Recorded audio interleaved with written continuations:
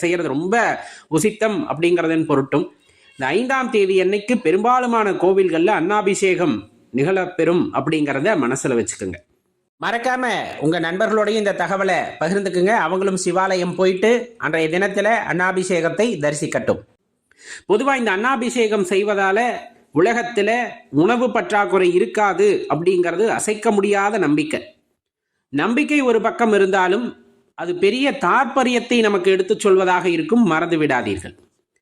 பொதுவா நம்ம சமயத்துல எல்லா உயிர்களும் சிவம் அப்படிங்கிற அந்த வாக்கியத்தை அழகா பயன்படுத்துவாங்க. பார்க்கின்ற எல்லாமே சிவம் அப்படின்னு சொல்லிட்டு. அப்ப நம்ம எல்லா உயிர்களையும் சிவமா பாவிப்போம். சாப்பிட்ற அன்னத்தை எப்படி பாவிப்போம் அப்படின்னு ஒன்று இருக்கு இல்லையா? இந்த உயிருக்கு அடிப்படை அப்படின்னு சொன்னோம்னா இந்த உணவு அப்படிங்கிற ஒரு விஷயம். அந்த உணவுமே சிவம் அப்படிங்கிற தாற்பயத்தை இந்த உலகத்திற்கு எடுத்து சொல்லக்கூடிய